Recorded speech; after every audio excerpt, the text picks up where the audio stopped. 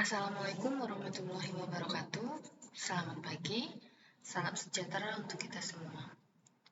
Hari ini kita akan membahas mengenai pengendalian penyakit tanaman di mata kuliah TPHP. Nah, pertemuan sebelumnya kita sudah membahas mengenai jenis-jenis penyakit, kemudian apa itu gejala, apa itu tanda-tanda penyakit, terus bagaimana cara kita mengambil sampel dari penyakit itu, menginokulasi, kemudian kita menganalisis apakah hasil dari penyakit yang kita temukan pertama kali dengan setelah kita inokulasi itu sama atau tidak, begitu. Nah, hari ini kita akan membahas lebih lanjut mengenai pengendalian dari penyakit tanaman tersebut. Untuk pengendaliannya, saudara pastinya sudah sering atau familiar dengan kata pengendalian atau pemberantasan. Begitu ya, kalau dulu kita masih menggunakan kata pemberantasan, tapi ternyata menurut para ahli, kata pemberantasan itu kurang tepat karena ketika semuanya dihilangkan atau semuanya diberantas, itu tidak tercipta atau menyebabkan terjadinya ketidakseimbangan dalam suatu ekosistem, sehingga bisa menjadi pemicu dari suatu ledakan salah satu jenis hama. Begitu. Nah, kalau dalam pengendalian, dari kata pengendalian itu hanya kita kendalikan unsur ataupun salah satu elemen yang menyebabkan sakit pada tanaman. Tidak semuanya itu dihilangkan, tapi hanya dikendalikan. Bagaimana dia agar tetap stabil gitu, kembali ke habitat atau kembali ke ekosistem seperti semula, ekosistem alami begitu. Kalau diberantas itu kan dihilangkan, dihabiskan. Otomatis akan ada salah satu rantai yang dia itu akan membengkak atau dia akan lebih besar gitu porsinya. Kalau misalnya di habitat alami atau di ekosistem alami, itu semuanya sudah berkesinambungan, tercipta rantai makanan, sinergisitas antara satu komponen dengan komponen lain. Tapi kalau salah satu komponen dihilangkan, maka komponen lain tentunya akan porsinya akan lebih besar, begitu. Karena ada peristiwa tidak dimakan gitu. Kalau di dalam rantai makanan ada peristiwa makan dan dimakan. Ketika si pemakan atau si predator itu sudah hilang, maka yang dimakan itu dia akan besar populasinya begitu. Jadi lebih tepat kata yang digunakan adalah pengendalian daripada pemberantasan, begitu ya. Nah, kita akan masuk ke materi dulu. Yang pertama di sini ada pengertiannya. Pengendalian penyakit itu memiliki pengertian suatu yang dikendalikan, suatu yang dijaga konsistensinya agar dia kembali seperti habitat alami, gitu. Ada yang dikendalikan, suatu elemen yang dikendalikan untuk mengembalikan pada porsi yang alami.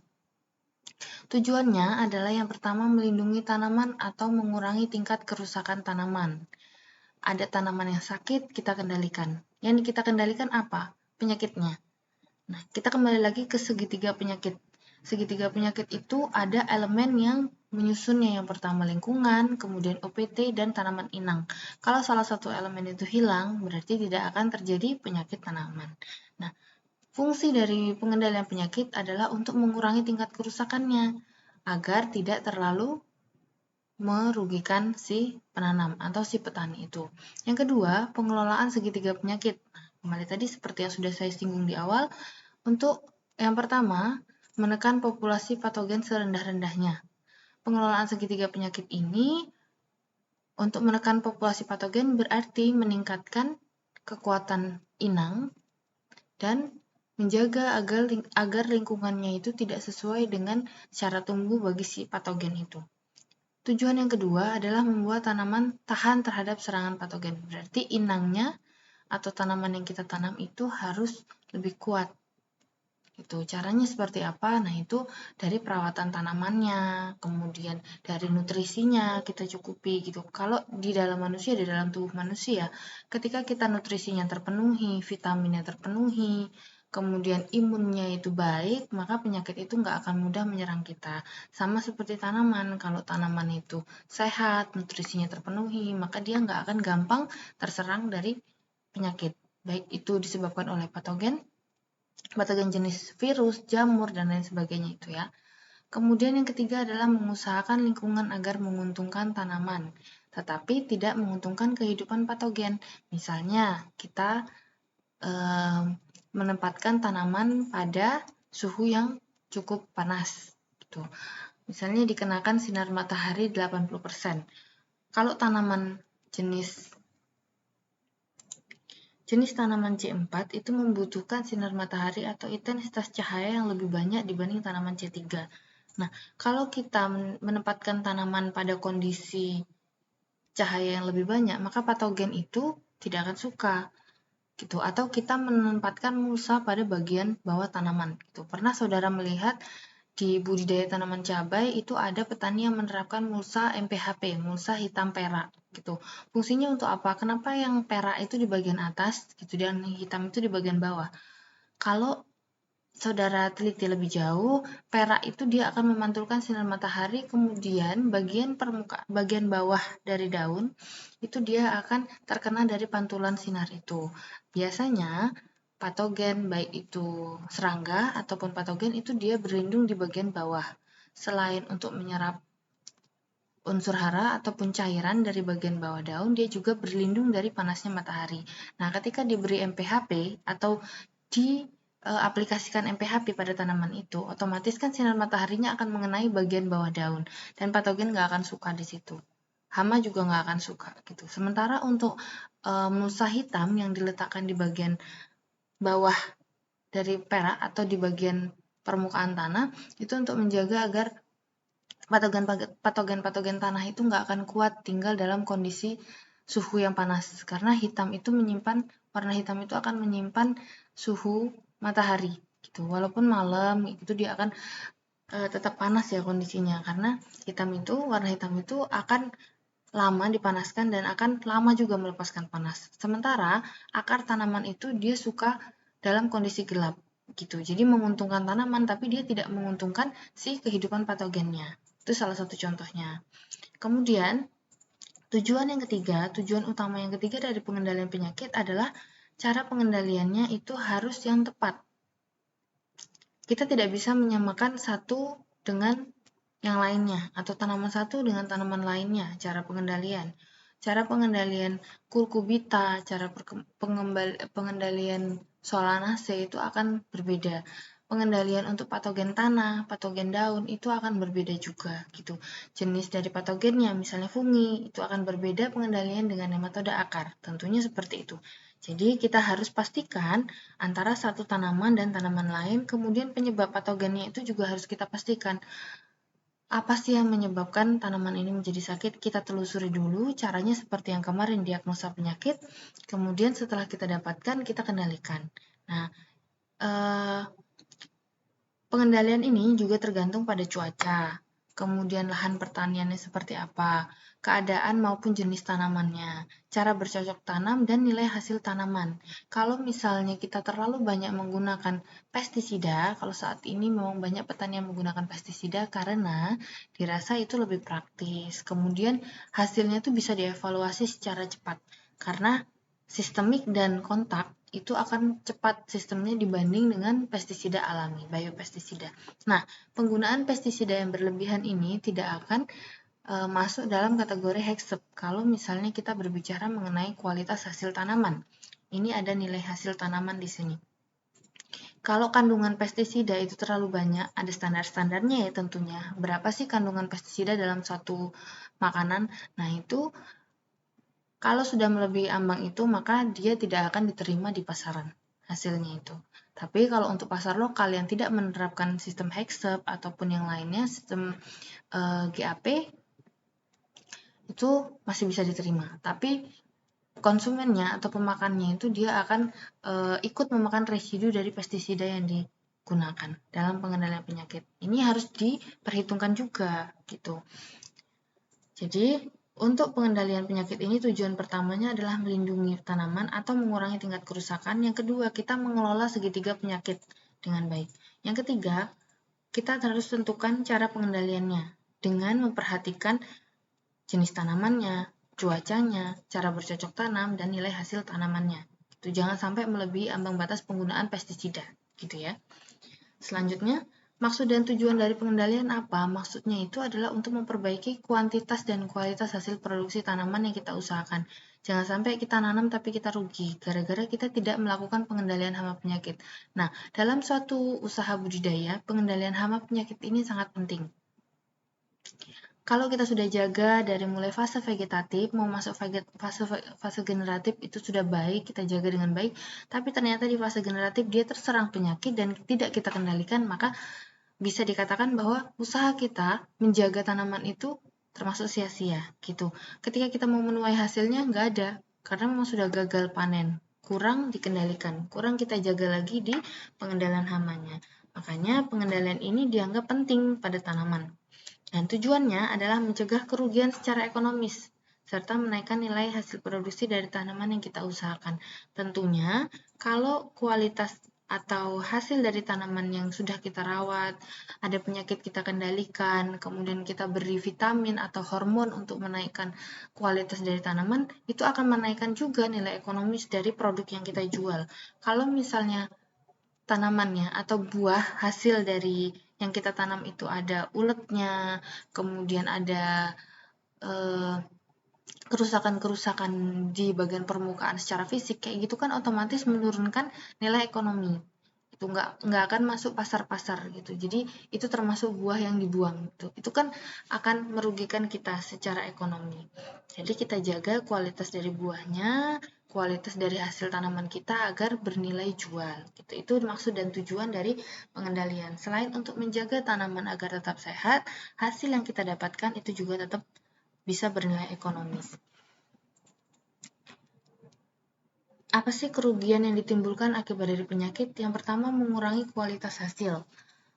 Tentunya ini kualitas hasil karena tadi sudah kita singgung mengenai hasil ekonomi ya, nilai ekonominya. Kalau kualitas hasil itu apa saja yang diserang, misalnya bagian batang, akar, dan daun. Dan tentunya ketika daun itu rusak, menyebabkan proses fotosintesis terganggu. Kalau sudah fotosintesisnya terganggu, otomatis pertumbuhannya tidak maksimal, hasilnya juga tidak akan maksimal. Ataupun jika sudah menghasilkan, itu tidak bisa berkualitas yang tinggi seperti itu. Kemudian yang kedua itu menurunkan kualitas hasil. Contohnya pada contohnya pada tanaman kentang, penyakit kudis pada kentang atau yang disebabkan oleh Streptomyces scabies. Nah, kudis ini pasti disebabkan oleh scabies, gitu ya. Baik itu pada kentang, baik itu pada tanaman Solanaceae, kemudian Solanum, itu pasti kudis ini juga bisa menyerang. Dan tidak menurunkan kuantitas, tapi karena umbinya berkudis, itu kualitasnya menurun dan menyebabkan harga rendah. Gitu. Secara kuantitas, secara berat, dia tidak berkurang karena tidak ada yang dimakan oleh si kudis ini tadi. Tapi kualitasnya menurun, harganya menjadi rendah. Kualitasnya itu menjadi rendah karena tidak mulus. Kentang yang dihasilkan itu permukaannya tidak mulus sehingga harganya akan turun gitu. Tapi secara berat dia nggak akan berkurang dan nggak akan bertambah. Tapi secara tampilan aja dia kurang menarik gitu. Itu juga bisa menyebabkan harga ekonominya itu jadi menurun gitu. Karena kualitasnya itu nggak diinginkan atau kurang diminati oleh masyarakat. Yang ketiga, kerugiannya itu adalah membutuhkan biaya pengendalian. Tentunya ketika kita melakukan suatu pengendalian itu kita membutuhkan biaya yang cukup tinggi gitu, tergantung dengan jenis atau tingkat kerusakan atau tingkat pengendalian yang akan kita lakukan. Pengendalian penyakit jamur putih misalnya ya, pada tanaman karet. Itu diperlukan pembongkaran tunggul-tunggul, kemudian penggalian solokan isolasi. Fungsinya untuk apa? Untuk mencegah agar akar dari tanaman karet itu tidak menyebar ke tanaman lain. Jadi kita buat tunggul-tunggul, kita buat selokan kayak gitu untuk mengisolasi tanaman karet ini agar dia tidak mencemari ke tanaman lain. Nah, kita sudah bayangin tanaman karet itu kan besar, tinggi, tanaman tahunan ya, tanaman pohon. Kemudian kita buat tanggul-tanggul sedalam akar tanaman itu. Ya kan? Kira-kira 3 meter atau 4 meter. Itu kan pasti menggunakan tenaga kerja yang banyak, kemudian kurang efisien waktu juga kan. Kalau menggunakan alat berat, otomatis kita harus menghadirkan alat berat, dan itu membutuhkan biaya yang tidak sedikit. Ini salah satu pengendaliannya. Kemudian ada lagi nanti kalau mau pengendalian kutu, misalnya kita menggunakan pestisida jenis pes atau insektisida kayak gitu ya, karena menggunakan untuk dilakukan pengendalian terhadap serangga. Nah, itu juga menggunakan biaya yang tidak sedikit. Kalau luasan yang kita gunakan untuk budidaya itu besar, otomatis biaya yang digunakan juga lebih besar, gitu kan? Yang keempat, itu kerugiannya adalah kerusakan hasil panen selama pengangkutan dan penyimpanan. Nah, kembali lagi ke mata kuliah TPTH, itu ada tanaman hortikultura semusim yang diajar oleh Bu Ani. Nah, itu sifat dari tanaman hortikultura atau produk hortikultura adalah perishable atau mudah rusak. Ketika kita menangani atau membuat tanaman hasil dari panen itu salah atau penanganannya salah, maka dia akan rusak. Bisa itu karena gesekan, bisa itu karena benturan gitu. Penanganan pasca panen yang kurang tepat itu menyebabkan kerusakan hasil dan bisa jadi kerusakan itu menjadi tempat masuknya atau tempat dari si patogen itu menyerang gitu. Karena kita kembali lagi bahwa patogen itu masuk melalui luka, kemudian melalui lubang. Lubang ini bisa lubang dari alami ataupun lubang dari buatan serangga ataupun alami dari proses fotosintesis misalnya pada stomata, pada lentisel kayak gitu ya.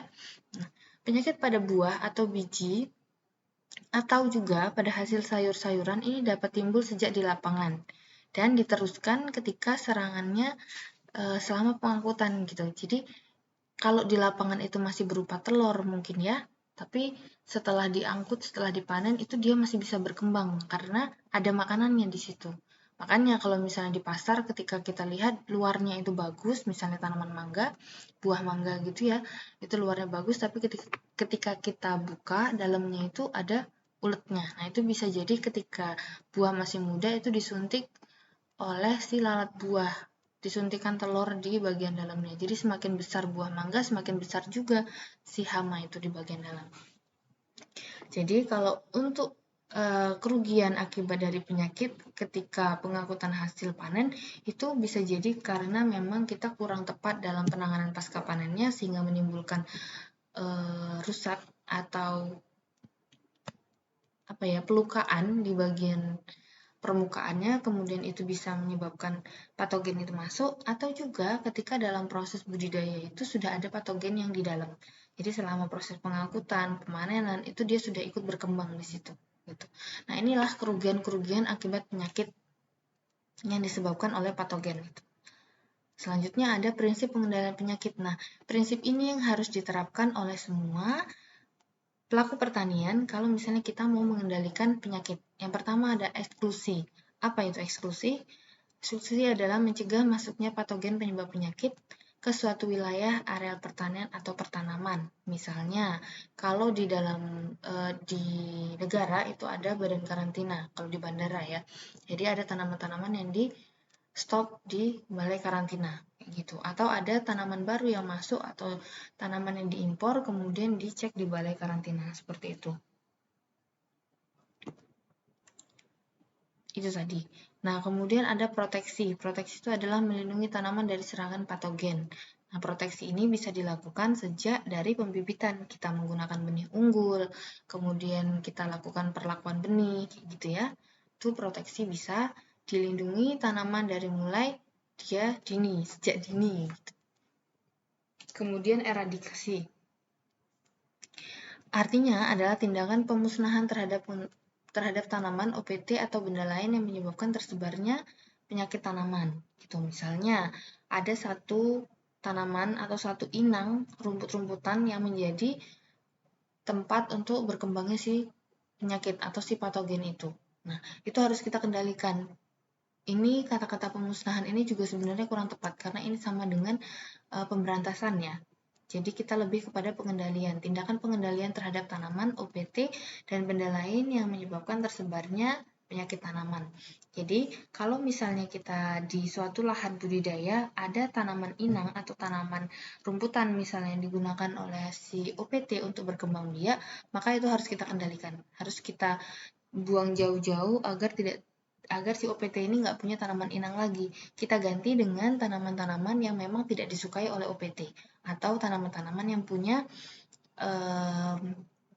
aromatik yang tidak disukai oleh si OPT. Misalnya daun bawang, kayak gitu. Kalau saudara pernah melihat tanaman cabai di sebelahnya ada daun bawang, nah itu katanya menurut petani si kutu apis itu tidak menyukai bau dari si daun bawang itu. Makanya si tanaman cabainya itu aman terhadap kutu apis gitu. Tapi tidak selalu dipastikan bahwa tanaman cabai itu tuh bisa baik selamanya, karena ada beberapa hama dan penyakit lain yang menyerang. Setidaknya dengan ditanami atau tumpang sari ya, sistem tumpang sari antara cabai dengan daun bawang itu bisa menekan pertumbuhan dari si kutu apis itu. Kemudian yang keempat adalah imunisasi. Nah, sama seperti manusia, kita dapat imunisasi atau dapat kekebalan. Disuntikkan kekebalan tanaman terhadap adanya serangan dari penyakit. Gitu. Nah, kalau misalnya di sini kita memberikan kekebalan terhadap serangan patogen. Misalnya tanamannya itu diberikan suatu hormon di mana itu bisa menyebabkan imun dari tanaman ataupun dia memiliki proteksi diri sendiri terhadap adanya suatu penyakit. Kayak gitu. Misalnya kalau contohnya nih ya, contohnya pada tanaman jagung. Tanaman jagung itu kan rentan terhadap penyakit bulai. Nah, di tanaman jagung itu mulai dari seed treatment, ada seed treatment tersendiri ketika dia sudah dipastikan untuk tahan terhadap bulai. Gitu. Jadi mulai dari pembibitannya dia sudah disuntikkan penyakit bulai, kemudian dia memunculkan suatu daya tahan tubuh sendiri gitu. Jadi imunisasinya itu diberikan ketika tanaman itu sudah terserang kayak gitu. Kita dapatkan pengendaliannya itu dari sistem tanaman itu sendiri. Jadi tanaman itu punya sebenarnya daya tahan tubuh tapi tidak mampu ketika lingkungannya tidak mendukung begitu. Eksklusi itu caranya seperti apa? Yang pertama dilakukan karantina. Kemudian ada sertifikasi benih untuk melihat bahwa benih ini memang terhindar dari hama penyakit. Jadi ada datanya di situ. Kalau misalnya saudara beli benih dalam kemasan yang sudah disertifikasi, di situ jelas kapan tanggal itu dibuat, kapan itu expired, kemudian ada produksi per ton berapa gitu. Itu sudah jelas di situ, ada daftarnya. Ada kelengkapannya, itu namanya sertifikasi benih. Kemudian menjauhkan area penanaman dari wilayah yang terserang penyakit. Misalnya kita di situ ada tanaman bule. Jadi kalau tanaman bule tanaman jagung yang terserang penyakit bule itu biasanya dia akan menjadi penyakit yang endemik. Jadi penyakit endemik di daerah situ. Setiap ada yang nanam jagung di situ, dia akan terserang penyakit bule gitu. Nah, kalau kita menghindari dulu gitu, jadi kita di proses bero gitu kan, setahun misalnya tidak ditanami jagung, tapi ditanami tanaman lain yang memang beda spesiesnya, beda familinya, bukan famili Gramini yang sama dengan jagung, maka bisa diperkirakan bule itu akan hilang. Gitu. Dan kita juga harus memastikan bahwa alat-alat pertanian, sisa-sisa tanaman yang ada di sekitar tanaman tempat kita menanam itu bebas dari sumber inokulum penyakit itu. Kadang-kadang alat-alat pertanian yang kita gunakan itu membawa bibit-bibit penyakit. Tujuan dilakukannya karantina adalah untuk mencegah masuknya atau mencegah penyebaran organisme OPTK dari suatu negara ke daerah yang masih bebas dari OPT tersebut. Makanya ada badan karantina ya, balai karantina juga ada. Kemudian tindakan karantina ini meliputi yang pertama pemeriksaan, kemudian pengasingan ini maksudnya dia diisolasi dari hal lain untuk diteliti lagi. Kemudian diamati, ada perlakuan-perlakuan khusus, misalnya tanaman ini diberikan kondisi yang tidak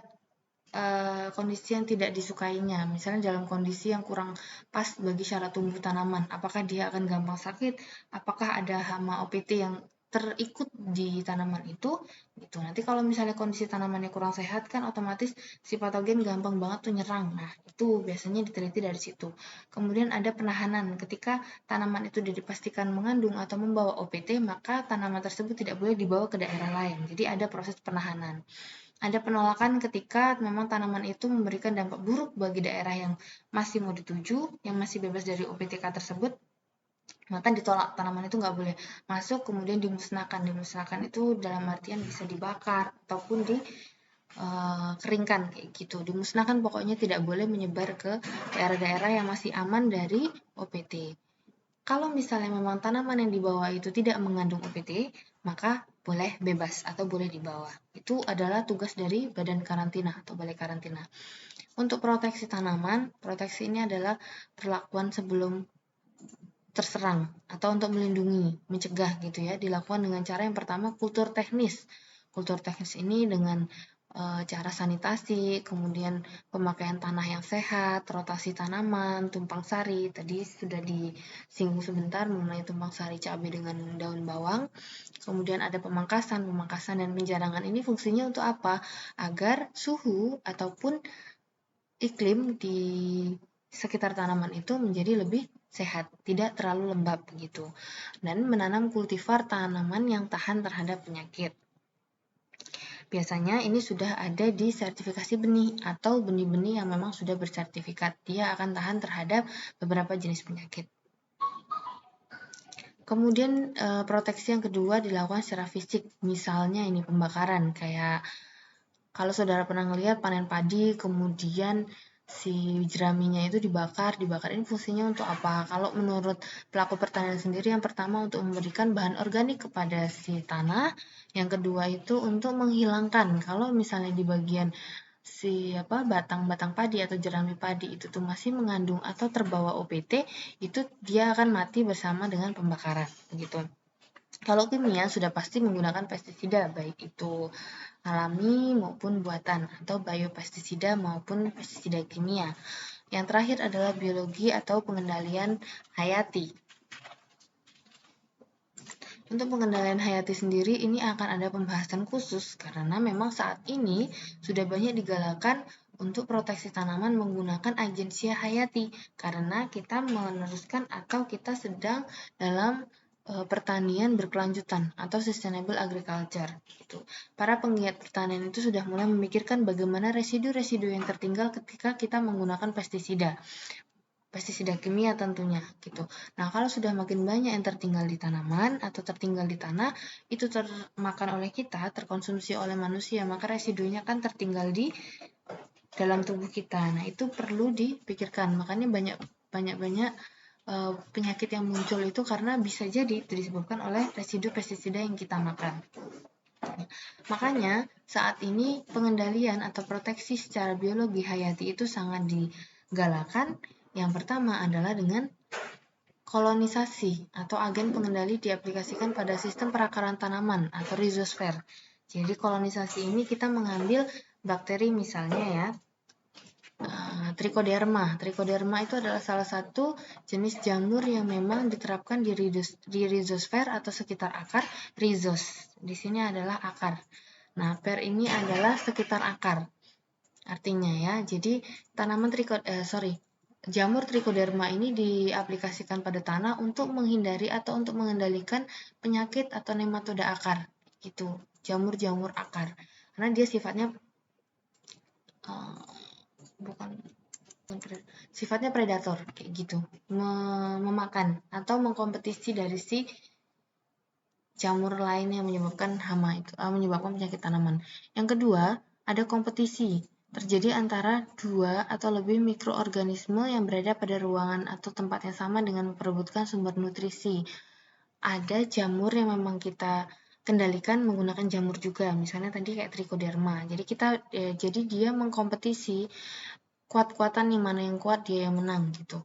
Nah, Trichoderma ini otomatis sudah diberikan perlakuan-perlakuan khusus agar dia lebih kuat daripada jamur lain gitu. Jamur yang memang itu termasuk dalam patogen. Dia akan merebutkan sumber nutrisi gitu. Harapannya Trichoderma ini akan lebih menang daripada si jamur yang patogen itu tadi. Yang ketiga ada antibiosis atau penghambat pertumbuhan atau perkembangan dan penghancuran dari suatu organisme, hasil dari metabolisme organisme lain. Atau hasil metabolisme itu bersifat racun. Jadi antibiosis ini dia akan mengambil atau menghambat pertumbuhan dari si OPT atau organisme pengganggu tanaman itu, dari patogen itu. Dan bisa juga dia menjadi inang. Jadi si OPT itu menjadi inang bagi si agensia kita. Gitu, dia nempel, kemudian dia ngambil nutrisi dari si OPT, kemudian sampai si OPT itu nggak bisa hidup lagi karena nutrisinya itu diambil. Atau bisa jadi metabolisme dari si OPT itu menjadi racun. Kayak misalnya nih, kita kasih rodentisida. Rodentisida itu untuk mengendalikan si tikus gitu. Jadi ketika si induknya tikus itu makan racun itu, maka metabolisme yang ada di dalam tubuh si induk tikus, misalnya air susu yang diminum oleh anak-anak tikus itu juga akan membawa racun. Maka anak-anak tikus juga ikut mati ketika dia menyusu ke induk tikus itu. Itu metabolisme yang bersifat racun. Nah, ada hiperparasitisme gitu. Hyper berarti kan berlebih gitu parasitnya, yaitu bentuk penghambatan dan penghancuran oleh agen pengendalian dengan memarasit jamur patogen melalui hifa-hifa membentuk Hausteria dan dapat pula menyebabkan lisis. Lisis itu kurangan air pada hifa jamur patogen. Jadi si patogennya itu di parasit tadi. Dia ambil semua nutrisinya atau hifa-hifanya itu akan membentuk Hausteria seperti jaring gitu, dapat pula menyebabkan lisis atau kekurangan cairan pada si jamur itu. Jadi bisa jadi inang, bisa jadi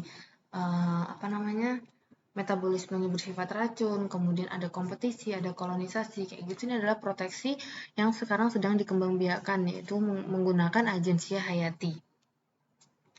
Ada eradikasi. Eradikasi ini apabila terdapat pertanaman dengan OPT yang berbahaya dan mengancam keselamatan tanaman secara luas.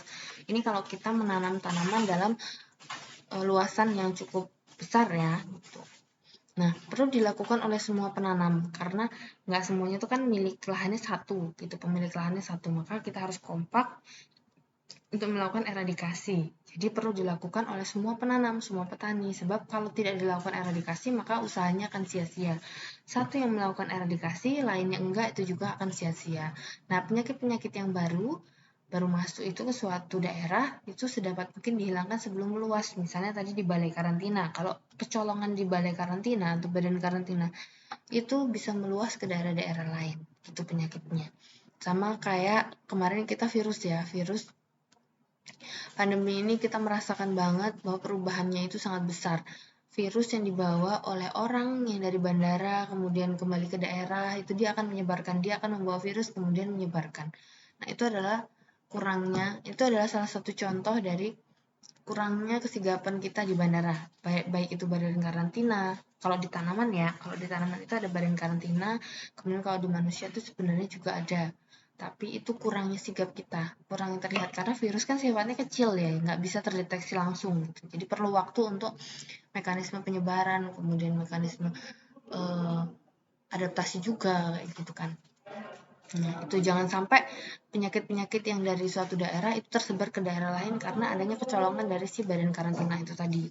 Kemudian imunisasi, memberikan kekebalan tanaman terhadap serangan patogen dengan cara meningkatkan ketahanan, diberikan itu tadi suntikan hormon misalnya, kemudian vitamin, kayak gitu. Nah, itu imunisasi. Nggak hanya pada manusia, tapi pada tanaman juga, gitu. Ini saja yang bisa saya sampaikan mengenai pengendalian penyakit tanaman. Jadi, saudara sudah mulai familiar dengan cara-cara pengendalian, gitu ya. Terima kasih. Wassalamualaikum warahmatullahi wabarakatuh.